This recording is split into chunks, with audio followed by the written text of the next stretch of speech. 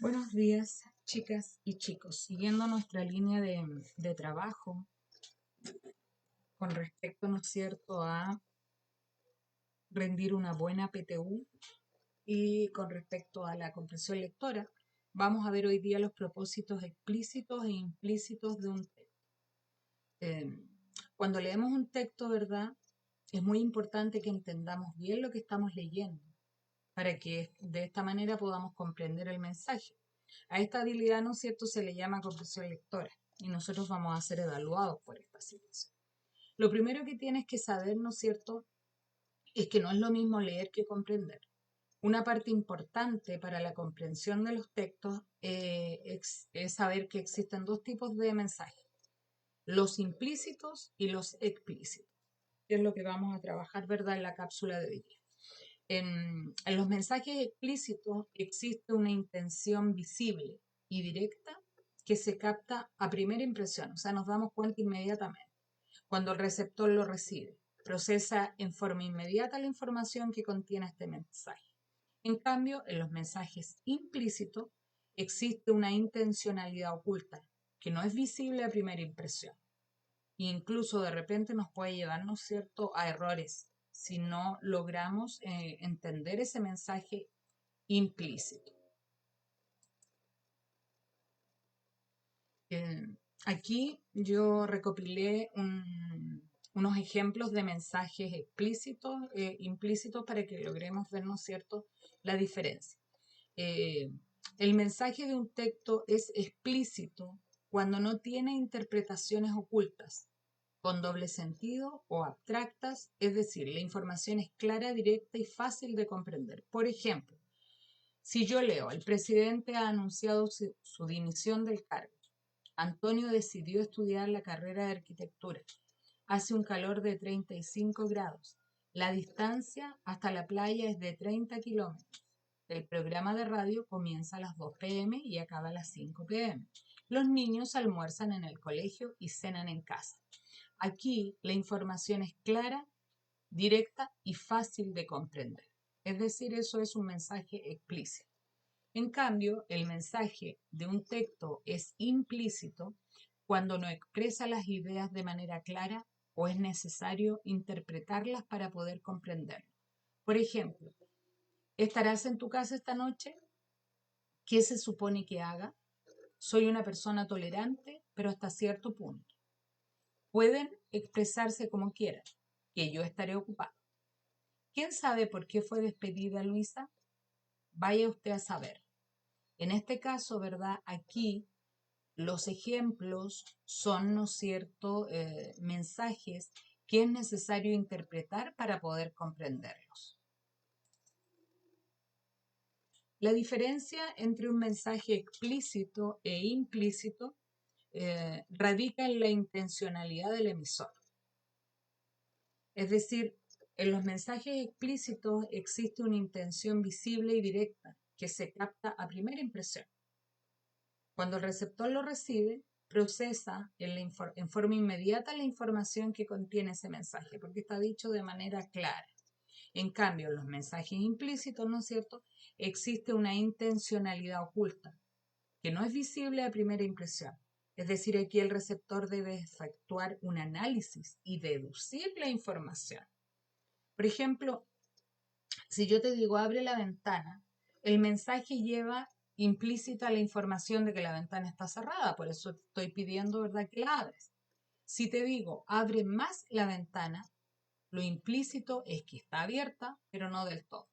Entonces, cuando transmitimos informaciones a otros, ¿verdad?, eh, deberíamos simplificar la información eh, para que, bueno, dependiendo de los contextos, ¿verdad?, vamos repitiendo de repente gestos que se pueden interpretar, ¿no es cierto?, con un mensaje claro y preciso, porque toda la información está explícita en dicho gesto o en esa presencia.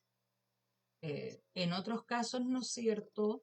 Bueno, y tienen que ser, estos gestos tienen que ser compartidos, ¿no es cierto?, por una cultura, para que podamos entender, ¿no es cierto?, el tipo de mensaje en ese caso. vamos a volver a recordar esto que vimos hace unos videos, muchos videos anteriores, que una buena comprensión lectora requiere ciertas habilidades. ¿Cuáles son esas habilidades, verdad? Bueno, la primera es localizar información. Aquí tenemos que identificar datos, nombres, características, hechos, entre otros, ¿verdad? Explícitos en el texto. Por ejemplo, en el cuento Caperucita Roja, ¿verdad? Algunas preguntas vinculadas a la habilidad de localizar podrían ser: ¿a quién va a visitar Caperucita?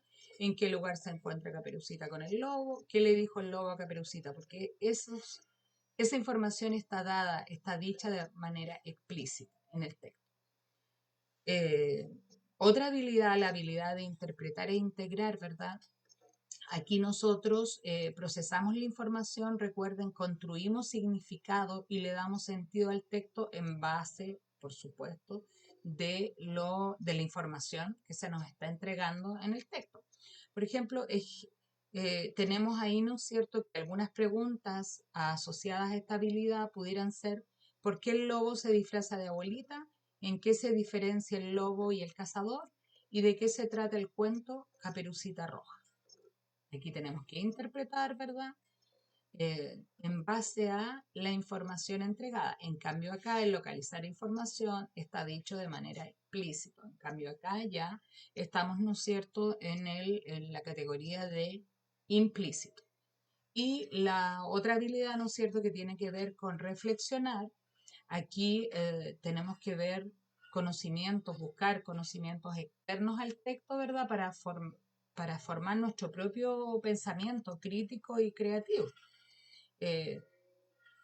Una pregunta que pudiera aparecer, ¿verdad? Dice: ¿qué tipo de texto es Caperucita Roja? ¿Qué opinas de la actitud de Caperucita? ¿Y qué consejo le darías al lobo? O sea, es una reflexión en base a eh, lo dicho de manera explícita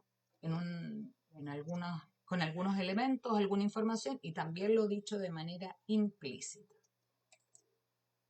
Aquí yo le puse un texto para que fuéramos viendo el tipo de preguntas, ¿verdad?, a nivel explícito, implícito y valorativo.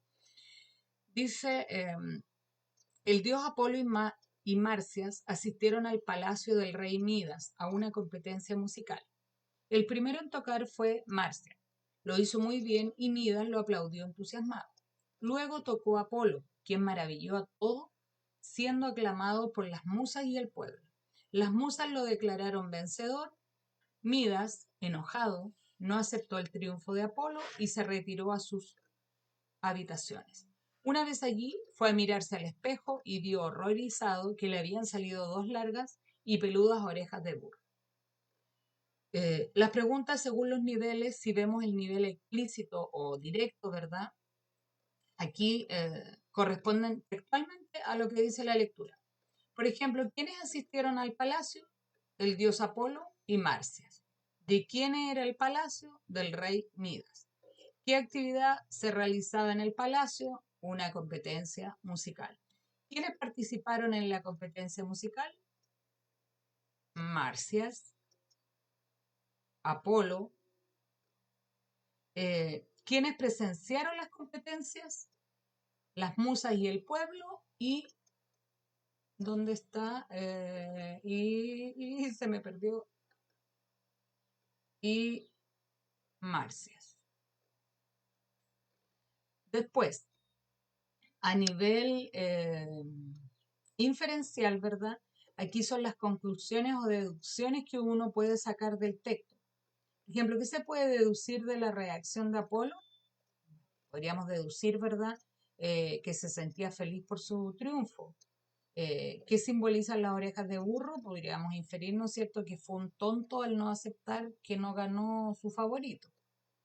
Y a nivel valórico, ¿qué opinas de los celos de Midas? Yo, personalmente, infundado, ya que ganó Apolo por sus habilidades. ¿Y qué hubieras hecho tú en el lugar de Midas? Aplaudirlo y seguir ahí en el festejo. Mi opinión, ¿verdad?